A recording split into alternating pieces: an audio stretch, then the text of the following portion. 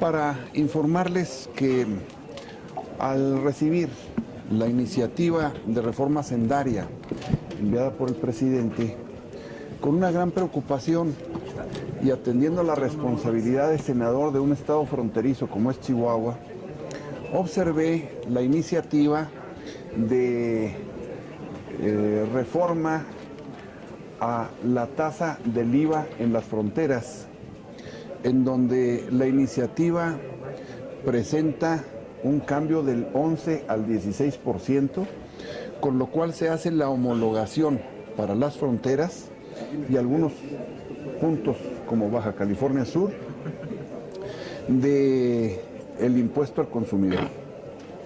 Esto me llevó a hacer inicialmente un rechazo a esta homologación, primero por ser brusco, al cambiar del 11 al 16 es casi un 50% de aumento para un impuesto, primero. Segundo, se da un golpe a la economía de las fronteras que requieren siempre el apoyo para hacerlas más competitivas con algún sacrificio fiscal que efectivamente hace el erario con la finalidad de fomentar la economía de las fronteras y facilitar la competencia con los productos al otro lado de la frontera.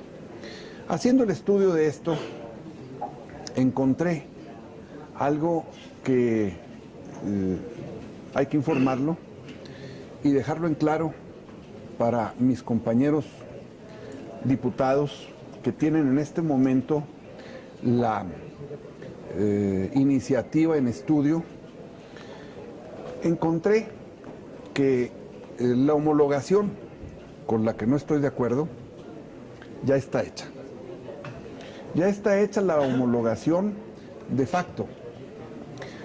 En las facturas en la frontera se segrega el 11%, pero la realidad es que los precios al consumidor, IVA incluido, son iguales en los catálogos nacionales, con muy ligeras variaciones, a veces un poco arriba, a veces un poco abajo, pero en lo general son iguales, de los productos, de los bienes y los servicios gravados con IVA.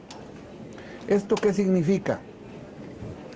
Significa que al cambiar, como lo hace la iniciativa, la tasa del IVA del 16%, del 11% al 16%, el consumidor no va a tener ninguna afectación. Con este cambio no va a haber inflación, no se pierde competitividad, no hay posibilidad de que se argumente que se fomenta la piratería, el contrabando, la informalidad, o que se afecta a la inversión o a la inversión extranjera. La inversión y la inversión extranjera no están gravados por el IVA. Por otra parte, lo que es piratería, contrabando y similares, toda la informalidad, no están incorporados al IVA y no hay un cambio en las condiciones del mercado, porque los productos, para poner el ejemplo, un producto de 100 pesos IVA incluido, vale 100 pesos en San Luis Potosí, en Torreón o en Tijuana. Al desglosar esos 100 pesos, el comerciante o el prestador de servicios factura en el interior 84 pesos precio del producto y 16 pesos del IVA. ¿Qué es lo que sucede en la frontera? Que son los mismos 100 pesos, pero desglosa 89 pesos del producto y 11 pesos del IVA. Esto nos da una diferencia de 5 pesos por cada 100 pesos que se venden en la frontera, los cuales no han quedado, como fue el espíritu de esta tasa diferenciada en las fronteras, no han quedado en beneficio de un precio más bajo para el consumidor, porque se homologaron los precios, IVA incluido, desde hace muchos años en la frontera. Esto significa que para el erario anualmente se estima una cifra de entre 15 y 20 mil millones de pesos que no ingresan al erario y que tampoco se quedan en el bolsillo de los consumidores en forma de precios más bajos por la tasa preferencial que se tiene en la frontera.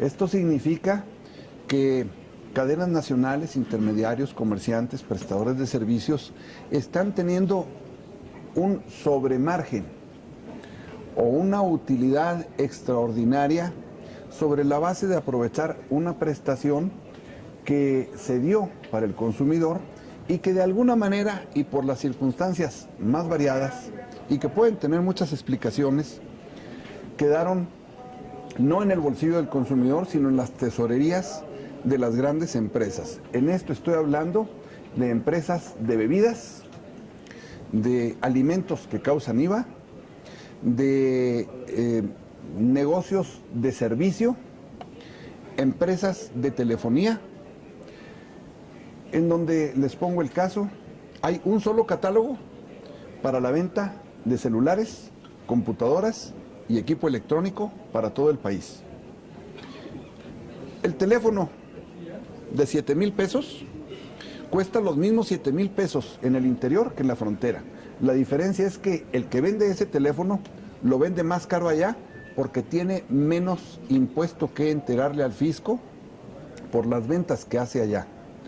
Automóviles, maquinaria, línea blanca, y podría ponerles el ejemplo de una lavadora Easy, marca Easy, de 14 kilos, que cuesta 5,299 pesos en el interior, cuesta lo mismo en la frontera y tiene, por concepto de diferencia en el impuesto, 205 pesos por esa lavadora de 5,000 pesos que se quedan en favor de la mueblería o de el comerciante que la vende en la frontera.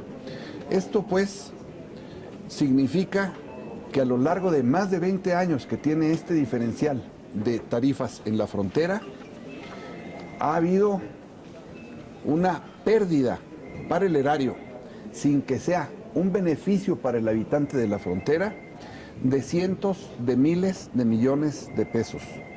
Por lo cual, he comentado con mis compañeros senadores el resultado de esta investigación.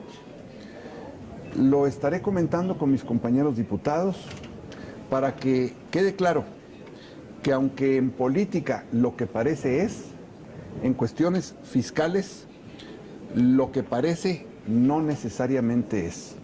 Y que lo que parece un aumento de impuestos a la frontera no es un aumento de impuestos al consumidor, sino simplemente un retomar el fisco recursos que ya pagaba el consumidor y que no llegaban al fisco y quedaban en manos de prestadores de servicios y de vendedores de bienes, cadenas nacionales en general, empresas en la frontera, incluidos alimentos, bebidas, refrescos y toda clase de equipos.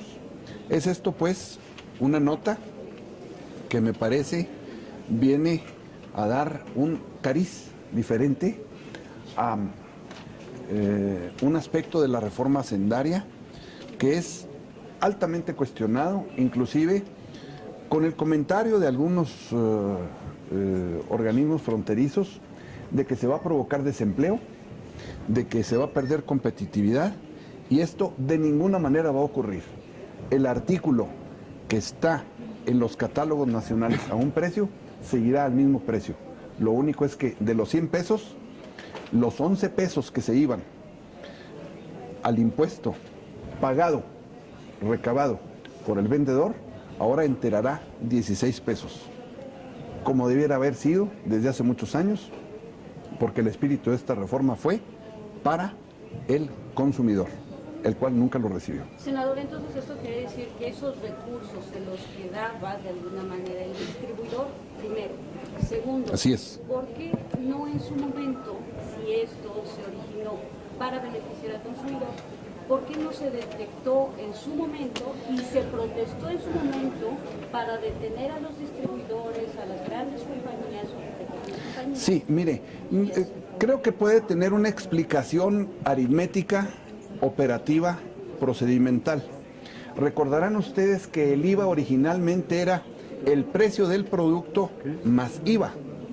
Entonces, un producto de 100 pesos en el interior era un producto de 100 pesos en la frontera, más IVA. Entonces, el producto de 100 pesos más IVA en la frontera era un precio final al consumidor de 111 pesos. Y en el interior era de 116 pesos. Ahí, en forma automática, se daba ese beneficio al consumidor. Cuando se cambia el sistema a que no se separe el IVA, sino que esté incluido, ahí fue en donde no se percibió y no se previó que en este cambio perdía el consumidor y perdía el fisco. Y quedaba así una desviación que al paso del tiempo se convirtió en un gigantesco hoyo fiscal y en un nulo beneficio para los consumidores de la frontera. Pero alta la garantía de que no se le va a endosar al consumidor el final del 16%.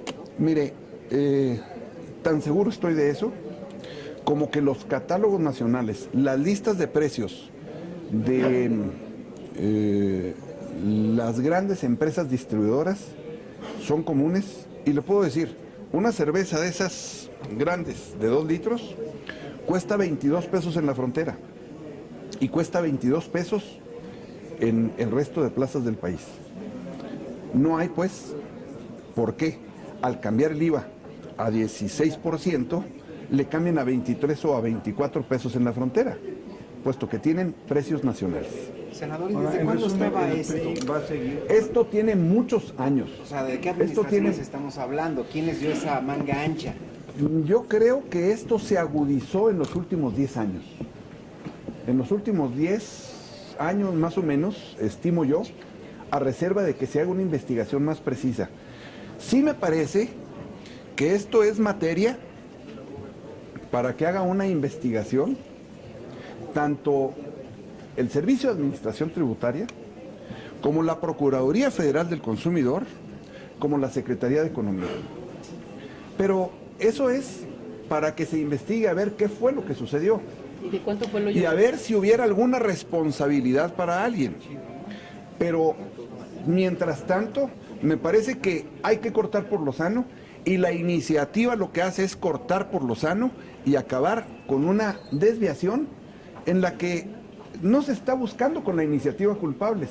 Lo que se está buscando es que el dinero que se le cobra al consumidor por concepto de un impuesto que está calculado al 16 en todo el país y que la empresa así lo calcula y que lo entera nada más al 11, que esa diferencia deje de irse por la coladera de una confusión documental y que ingrese a las arcas nacionales, al erario. Senador, en resumen, entonces el PRI mantiene su postura de homologar el IVA en la frontera. Es para corregir una desviación documental y en donde lo que se hace es cobrar la tasa que desde hace muchos años se está cobrando en la frontera. Nada más que ahora que entre a la caja nacional y no a la caja de corporativos o comerciantes. No se trata realmente de un cambio que altere la vida fronteriza o la competitividad fronteriza. Se trata nada más de poner las cosas en su lugar. Senador, siempre la frontera norte ha sido más cara, siempre. Con esto se prevería entonces que aumente hacia el consumidor. Déjeme retomar la pregunta. Si yo, distribuidor, me están aumentando a mí, me están diciendo que suba, digamos que pague el 16%, yo como siempre he dado más caro por ser frontera, y así ha sido siempre, esa elevación que yo voy a tener en el producto necesariamente repercutiría en el consumidor. ¿Cómo garantizar que no lo va a terminar pagando el consumidor? De una manera muy sencilla, los precios que tiene una cadena nacional vendedora de televisores, el televisor Sharp LED de 60 pulgadas Smart cuesta 24,999 pesos en la ciudad de Chihuahua y cuesta 24,999 pesos en Ciudad Juárez. Pero no se da. No hay una razón válida para que a partir de que empiece a enterar el 16% esta empresa, como ya lo hace en Chihuahua y en Torreón, no hay una razón válida para que cambie sus catálogos y diga que con motivo del cambio de tasa que tiene que enterar, altera el precio final al consumidor. Lo único que sucede es que baja el sobremargen que tenía aprovechando una prestación que era para el consumidor y que se la quedó el intermediario. Es lo único. ¿Tiene idea de cuánto? Mire, no, yo no creo que estén faltando a la verdad. Me parece que no han hecho bien este análisis como lo hicimos nosotros a partir de que estábamos buscando que se le dejara una preferencia a la frontera. Y lo que nos encontramos es que esa preferencia nunca la ha tenido la frontera. La tuvieron los comerciantes y prestadores de servicios que ni siquiera son de la frontera, que tienen su tesorería, su caja general en la Ciudad de México, en Monterrey o en algún punto del interior de la República, pero que ni siquiera lo tienen en la mayoría de las veces en la frontera. Esto lo hizo Fox, ¿verdad? Eso está 10 años. No. Este sistema de incluir el IVA en el precio y acabar con ese diferencial, que fue lo que ocasionó esa distorsión, y es una hipótesis mía. Es cuestión de que la investigación lo verifique. Fue mucho antes del sexenio. No, eso fue cuando se establece el IVA, que si mal no recuerdo fue en 1978. Es cuando se cambia el viejo sistema de ingresos mercantiles por valor agregado. Pero luego se fueron dando ajustes. Y en esa transición y en esos ajustes vino a darse la tasa especial para la frontera y cuando se pone con el precio IVA incluido es en donde se da el salto de la preferencia del consumidor y queda camuflada esa preferencia en favor de la tesorería del proveedor. Senador, ¿tiene usted idea de cuánto anualmente se queda en las cajas de estos corporativos? Sí, por mire, este IVA? mire, para ser muy preciso y específico, una revisión de todo lo que ha ocurrido en la frontera con este sistema, puedo afirmar, sin temor a equivocarme, que estamos hablando de una desviación de cientos de miles de millones de pesos, que debieran haber quedado en los bolsillos de los consumidores en forma de precios preferentes y que quedaron en las tesorerías de las empresas en forma de recapitalización, capitalización o utilidades extraordinarias por ventas en la frontera. Una idea anual, señor, de ¿Y cuánto cuál es el esto? universo de las empresas?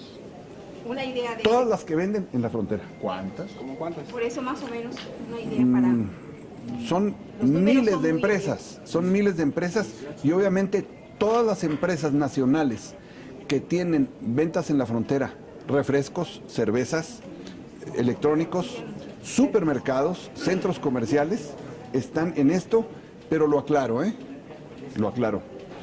Yo no he señalado que esto sea un fraude fiscal, ni lo estoy calificando de esa manera. pero es desviación. Estoy diciendo que hay una desviación de una prestación que era para el consumidor y por la forma en que se fue registrando quedó como una prestación para el proveedor. No necesariamente estoy hablando de un fraude fiscal. Estoy hablando, sí, de que existe un inútil sacrificio fiscal desde hace muchos años que el erario hace en favor del consumidor y que no llegó a este. Y que al hacerse este cambio en la reforma hacendaria que estamos teniendo en estos momentos en estudio, no hay ninguna alteración en inflación, en los precios al consumidor y no hay ningún cambio en la vida de la frontera, salvo que el proveedor, en vez de enterar 11 por cada 100, ahora va a entregar 16 por cada 100.